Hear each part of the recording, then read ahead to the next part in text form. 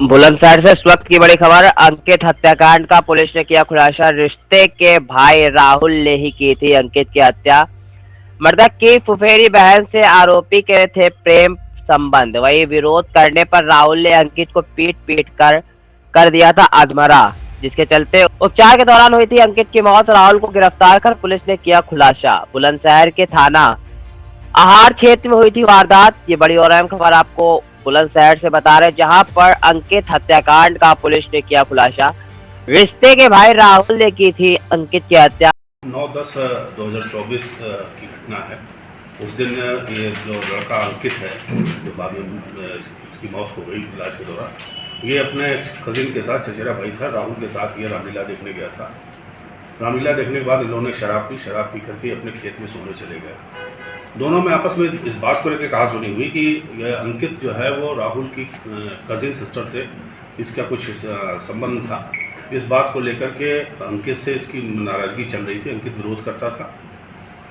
पूछताछ के दौरान ये ज्ञात हुआ कि उस जो लड़की थी उसके कुछ फोटोग्राफ्स थे आपत्तिजनक स्थिति के, जो उसके मोबाइल में थे, और वो इंटरनल पासवर्ड लगा रखा था। अंकित बार बार चाहता था कि इस फोटो को डिलीट कर दे, परंतु राहुल तैयार नहीं था और वो कहता था कि मैं उससे शादी करूंगा। इस बात को लेकर के आपस में कसीदगी हुई और शराब के नशे में थी। कहा सुनी हुई और वाद विवाद बढ़ा तो उसने जो है राहुल ने अंकित को सर पे डंडे से प्रहार किया। जब भागने का प्रयास किया, जो खेत में कोटरा होता है उसमें चढ़ने का प्रयास किया, तो उसने पैर पकड़ के खींच दिया, जिससे वो फिर सिर के बल गिरा और इंजर्ड हो गया। फिर इसने दोबारा डंडे से प्रहार किया और फिर ईंट से उसने उसके सर पे कई बार वार किया। बाइक जो थी उसका उसने टंकी खोल के उसमें आग लगा दी, जिससे कि वो बाइक भी जल गई थी, और इसे भी जलाने का प्रयास किया।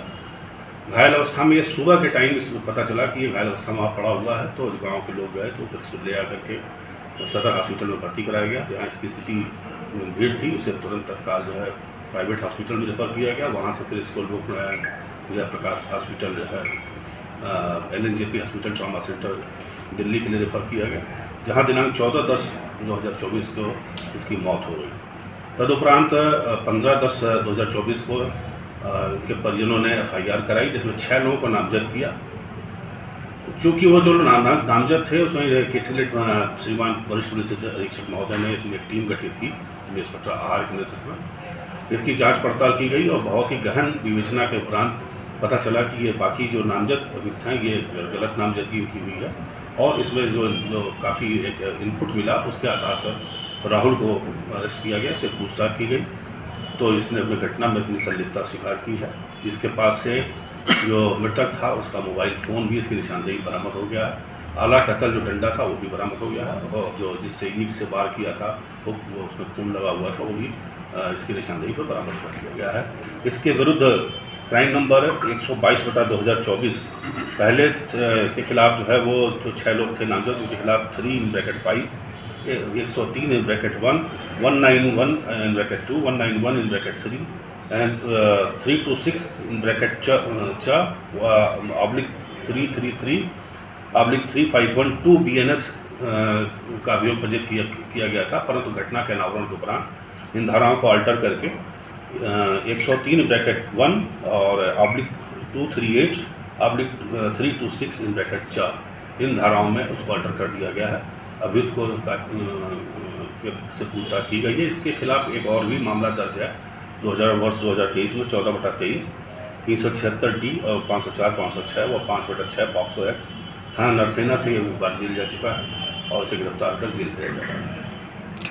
कठूमर लक्ष्मणगढ़ सड़क मार्ग पर राजस्थान राज्य परिवहन निगम की नई बस का संचालन होने पर मंगलवार को कस्बा वासियों ने चेयरमैन शेर सिंह मीणा के नेतृत्व में बस का भूमिदत्त शर्मा ने पूजा अर्चना कर, चालक महाराज सिंह, परिचालक जोगिंदर सिंह का साफा बंधन कर स्वागत सम्मान किया।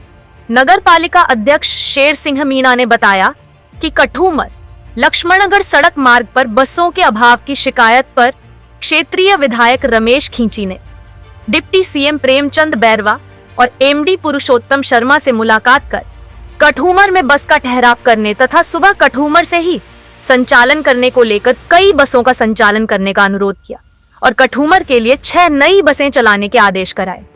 इस मौके पर भाजपा मंडल अध्यक्ष सुनील बजाज, सामाजिक कार्यकर्ता भूमिदत्त शर्मा, अनिल कौशिक, CP सोनी, दिगंबर सिंह, राकेश शर्मा, मनोज खंडेलवाल, शिव सिंह चौधरी, रत्नी पाराशर, जगदीश आदि मौजूद थे। ये बस चली है जो किसके प्रयास से चली है? रमेश खींची के अच्छा, कहाँ से चलेगी, किधर से आ जाएगी? अलवर से कठुमर के लिए। कितने बजे? 6:15। कठुमर से? हाँ, 4:45 को टाइम करवाओ, प्रयास करो सभी। अच्छा, उधर से कब आएगी? अभी तो 6:15 कठुमर और करेगी, फिर सुबह मॉर्निंग में जाएगी 7:15 बजे कठुमर से वाया लक्ष्मणगढ़ और मालाखेड़ा अलवर आएगी। और यहाँ से रोजाना डेली का अप डाउन रहेगा? Thank you. बहराइच में दुर्गा विसर्जन यात्रा को लेकर हुए बवाल और उसके बाद भड़की हिंसा पर सीएम योगी आदित्यनाथ ने कड़ा रुख अपनाया है। मुख्यमंत्री ने इस मामले में लापरवाही बरतने वाले अफसरों पर कड़ी कार्रवाई के निर्देश दिए हैं। इसके साथ ही सांप्रदायिक हिंसा के आरोपियों पर सख्त कार्रवाई को कहा है। मुख्यमंत्री ने एडीजी लॉ एंड ऑर्डर और गृह सचिव से पूरे मामले पर रिपोर्ट मांगी है। सीएम योगी ने कहा कि बहराइच में हुई हिंसा में लापरवाही बरतने के मामले में स्थानीय पुलिस अधिकारियों पर कार्रवाई की जाएगी। यही नहीं, बहराइच की एसपी वृंदा शुक्ला पर भी इसकी गाज गिर सकती है, उन्हें भी हटाया जा सकता है। इस मामले में लोकल इंटेलिजेंस फेलियर साफ तौर पर दिखाई दे रही है, जिसे लेकर योगी आदित्यनाथ के तेवर सख्त है। सोमवार को बहराइच में बिगड़े हालात को देखते हुए मुख्यमंत्री योगी आदित्यनाथ ने आला अधिकारियों के साथ बैठक की, जिसके बाद ADG law and order Amitabh Yash और होम सेक्रेटरी संजीव गुप्ता को हालात संभालने के लिए बहराइच भेजा गया। दोनों बड़े अधिकारी आज मंगलवार को भी यहां कैंप करेंगे, जिसके बाद वो मुख्यमंत्री को अपनी रिपोर्ट देंगे। इस रिपोर्ट के आधार पर आगे की कार्रवाई की जा सकती है। हिंसा के बाद बहराइच में अब भी तनाव है, जिसे देखते हुए सुरक्षा व्यवस्था कड़ी कर दी गई है। कानून व्यवस्था बनाए रखने के लिए मौके पर 12 कंपनी पीएसी और आरपीएफ की टीम के साथ 1 दर्जन से अधिक जनपदों की पुलिस फोर्स को घटना स्थल के आसपास तैनात किया गया है। शांति व्यवस्था कायम बनाए रखने को लेकर लगाई गई सुरक्षा व्यवस्था की मुस्तैदी को लेकर प्रदेश स्तर के आला अधिकारी पल पल का जायजा ले रहे हैं। पुलिस ने इस मामले में 6 नामजद समेत 10 आरोपियों के खिलाफ मुकदमा दर्ज कर लिया है। इसके अलावा 30 से ज्यादा लोगों को हिरासत में लिया गया है। एक सोशल मीडिया पोस्ट के जरिए मंगलवार को 4 विमानों में बम की धमकी दी गई। इसमें एयर इंडिया की दिल्ली से शिकागो जा रही फ्लाइट में बम होने की बात कही गई। इसके बाद फ्लाइट को कनाडा की ओर डाइवर्ट कर दिया गया, जहां फ्लाइट की जांच की जाएगी। सोशल मीडिया प्लेटफॉर्म एक्स के जरिए एक पोस्ट में मुंबई से शुरू होने वाली 3 और दिल्ली से शुरू होने वाली एक फ्लाइट में बम की धमकी दी गई। इसके बाद यात्रियों और एयरलाइन क्रू की जान खतरे में पड़ गई। धमकी की सूचना मिलने पर सुरक्षा एजेंसियां अलर्ट हो गई। एयर इंडिया एक्सप्रेस की Jaipur Bengaluru via Ayodhya flight IX 765 में बम की धमकी दी गई। इस विमान को अयोध्या में उतारा गया और जांच की गई। इसके अलावा स्पाइसजेट के दरभंगा मुंबई विमान SG 116 और अकासा के सिलीगुड़ी बंगलुरु विमान QP 1373 में भी बम होने की धमकी दी गई। सूचना मिलने तक यह दोनों विमान लैंड कर चुके थे। एयरपोर्ट पर दोनों विमानों की सुरक्षा एजेंसियों और पुलिस बल ने जांच की। इसके अलावा एयर इंडिया की दिल्ली से शिकागो जा रही फ्लाइट I-127 में भी बम होने की धमकी दी गई। यह फ्लाइट शिकागो रवाना हो चुकी थी। सूचना मिलने पर विमान को कनाडा के इक्लॉथ एयरपोर्ट की ओर डाइवर्ट कर दिया गया। यहां फ्लाइट की जांच की जाएगी।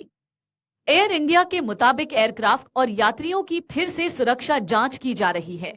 एयरपोर्ट पर सुरक्षा एजेंसियों को अलर्ट कर दिया गया है। जैसे ही दोबारा सेवा शुरू होगी तो यात्रियों की मदद की जाएगी। अधिकारियों ने बताया कि फ्लाइट में बम होने की सूचना मिली है। बताया जाता है कि सोमवार को मुंबई से न्यूयॉर्क जा रही एयर इंडिया की फ्लाइट में बम होने की धमकी मिली थी, जिसे दिल्ली डाइवर्ट किया गया था। यहां सुरक्षा जांच के दौरान कुछ भी संदिग्ध नहीं मिला था। अधिकारियों के मुताबिक हाल के दिनों में एयर इंडिया समेत कई स्थानीय एयरलाइन में बम होने की धमकी मिल चुकी है, लेकिन सभी धमकियां फर्जी मिली हैं। मगर जिम्मेदार नागरिक विमानन सेवा प्रदाता होने के नाते इसे गंभीर माना जाता है और जरूरी कदम उठाए जाते हैं। वहीं police social media platform x पर जारी किए गए बम की धमकी वाले पोस्ट की जांच करने में जुटी। थाना क्षेत्र के गांव बिस्ली में मंगलवार शाम को ट्रैक्टर ट्राली के नीचे आने से एक 4 वर्षीय बालिका की मौत हो गई।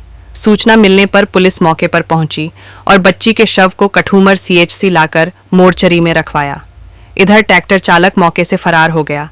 कठूमर थाना के एएसआई मनोज कुमार ने बताया कि जिया पुत्री शालू जाति सैनी शाम 6 बजे के करीब घर के सामने रास्ते से निकल रही थी कि अचानक बिस्ली से पत्थर पहाड़ी की ओर जा रहे एक ट्रैक्टर ट्राली के चालक ने लापरवाही से चलाते हुए बच्ची को टक्कर मार दी और घटनास्थल पर ही मौत हो गई। सूचना मिलने पर पुलिस मौके पर पहुंची और बच्ची के शव को कठूमर सीएचसी की मोर्चरी में रखवा दिया। शव का पोस्टमार्टम बुधवार को पंचनामा से कराया जाएगा। मामले में परिजनों कोई मामला दर्ज नहीं कराया है। बिहार में जहरीली शराब कांड फिर भीषण रूप में सामने आया है। सारण में 1 की मौत और 2 के गंभीर होने की पुष्टि हुई, जबकि सीवान में मरने वाले 7 लोगों का नाम सामने आ चुका है।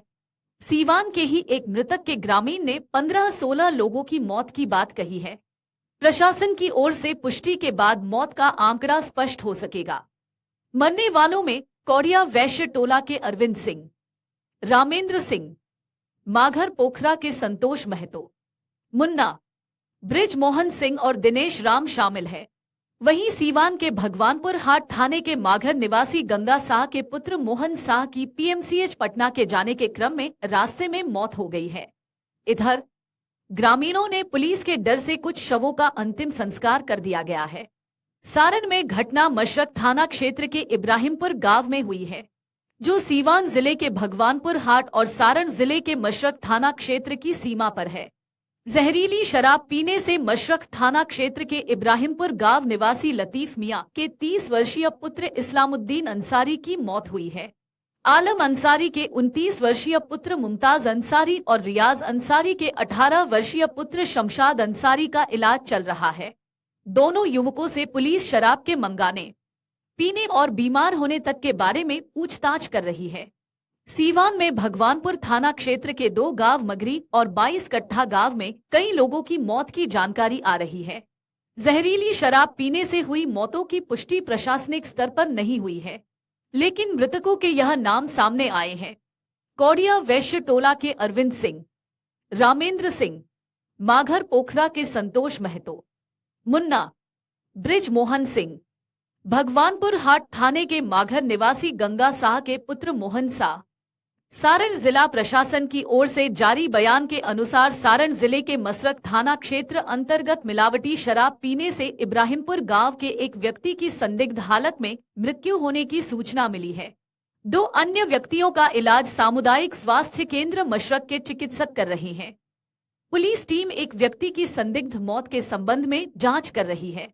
मशरक स्थित सामुदायिक स्वास्थ्य केंद्र के चिकित्सकों ने प्राथमिक उपचार के बाद बेहतर इलाज के लिए उक्त दोनों युवकों को छपरा स्थित सदर अस्पताल रेफर कर दिया है। साथ ही नियमों का पालन करते हुए अन्य कार्यवाही की जा रही है। मीडिया रिपोर्ट्स की माने तो बिहार में अप्रैल 2016 में शराब बंद होने के बाद से राज्य में अवैध शराब पीने से 150 से अधिक लोगों की मौत हो चुकी है। बिहार के मद्य निषेध एवं उत्पाद शुल्क विभाग के एक वरिष्ठ अधिकारी ने बीते माह यह जानकारी दी। मद्य निषेध एवं उत्पाद शुल्क विभाग के सचिव विनोद सिंह गुंजियाल ने पटना में एक प्रेस कॉन्फ्रेंस में बताया था कि राज्य में 2016 के बाद से विभिन्न जिलों में जहरीली शराब पीने से कुल 156 लोगों की मौत की पुष्टि हुई है। पिछले 8 वर्षों में राज्य में जहरीली शराब पीने से रिपोर्ट की गई संदिग्ध मौतों की संख्या 266 है, जिनमें से 156 की पुष्टि की गई है। तब अधिकारी ने ये भी बताया था कि अगस्त 2024 तक विभाग द्वारा निषेध कानूनों के उल्लंघन से संबंधित कुल 8,43,000 मामले दर्ज किए गए हैं, जिसमें राज्य के बाहर के 234 सहित कुल 12,07,000 लोगों को अब तक गिरफ्तार। बहराइच हिंसा मामले के बाद बहराइच हिंसा में मारे गए राम गोपाल मिश्रा के परिजनों से कल सीएम योगी आदित्यनाथ ने मुलाकात की थी। मुलाकात के बाद अब सीएम योगी ने एक बड़ा रुख अपनाया है। सीएम योगी ने बहराइच हिंसा पर बड़ा एक्शन लिया है। अब इस एक्शन को देखते हुए सीएम योगी के जो तेवर हैं वो और ज्यादा तल्ख हो गए हैं। लेकिन इन सब के बीच आपको ये बता दें कि सीएम योगी ने राम गोपाल मिश्रा के परिवार को 10 लाख रुपए की आर्थिक मदद देने का ऐलान किया है। अब आपको बताते हैं सीएम योगी आदित्यनाथ का वो एक्शन जिसकी खूब चर्चा हो रही है। यूपी के बहराइच में हुई हिंसा को लेकर मुख्यमंत्री योगी आदित्यनाथ ने सख्त रुख अपनाया है। सीओ रूपेंद्र गौड़ को सस्पेंड कर दिया गया। इससे पहले महसी चौकी इंचार्ज और हरदी थाने के एसओ को निलंबित किया जा चुका है। बताया जा रहा है बहराइच गए ADG law and order Amitabh Yash Lucknow वापस आ गए हैं। वो जल्द अपनी रिपोर्ट डीजीपी को देंगे। इसके आधार पर कुछ बड़े अफसरों पर जल्द गाज गिर सकती है। हिंसा मामले में पुलिस अब तक 50 लोगों को गिरफ्तार कर चुकी है। पुलिस ने 10 आरोपियों के खिलाफ एफआईआर दर्ज की है। इनमें से 6 नामजद और बाकी अज्ञात हैं। इससे पहले मंगलवार को हिंसा में मारे गए राम गोपाल मिश्र के परिवार वालों से सीएम योगी आदित्यनाथ ने मुलाकात की। पीड़ित परिवार महसी विधायक सुरेश्वर सिंह के साथ सीएम आवास पहुंचा था। मुख्यमंत्री ने घटना को लेकर शोक जताया और परिवार को आश्वासन दिया कि दोषियों को किसी भी सूरत में बख्शा नहीं जाएगा। मुख्यमंत्री ने पीड़ित परिवार को 10 लाख रुपए की तत्काल आर्थिक सहायता दिए जाने के निर्देश दिए। साथ ही अधिकारियों को निर्देशित किया कि पीड़ित परिवार को आवास, शौचालय और आयुष्मान सहित सरकार की सभी योजनाओं का लाभ मिले। सीएम से मुलाकात के बाद राम गोपाल मिश्र के माता पिता, पत्नी और भाई मौजूद थे। मुलाकात के बाद राम गोपाल के भाई किशन ने कहा कि उन्हें मुख्यमंत्री से वो सब कुछ मिला जिसकी उन्हें जरूरत थी। पूरे परिवार को भरोसा है कि उन्हें न्याय मिलेगा। सीएम योगी ने आश्वासन दिया है कि अपराधियों के खिलाफ कड़ी कार्रवाई की जाएगी। सीएम के आश्वासन से राम गोपाल मिश्रा के परिजन संतुष्ट हैं। अभी जो घटना हुई थी तो उसके बाद जो है पूरा एरिया सेक्टर जोन्स में विभाजित है और जो पुलिस के अधिकारीगण है, वरिष्ठ प्रशासनिक अधिकारीगण है, वो निरंतर भ्रमण कर रहे हैं। डबल शिफ्ट में ड्यूटी लगी हुई है और पूरी निगरानी रखी जा रही है कि इस क्षेत्र में कौन आ रहा है, कौन जा रहा है इस पर। और इसके साथ साथ जो लोग प्रभावित हुए थे वहाँ पर भी विजिट किया गया है और उनको जो राहत सामग्री वगैरह देनी थी उसकी भी व्यवस्था की गई है। इसके अलावा पुलिस के द्वारा इसमें 50 से ज़्यादा गिरफ्तारियां की गई हैं, एफआईआर्स हुई हैं और पुलिस द्वारा आगे भी इसमें कार्रवाई होगी। मैम, जो नामजद आरोपी हैं उसमें से कितने अब तक गिरफ्तार हुए हैं? ये पुलिस के माध्यम से आपको अवगत कराया जाएगा।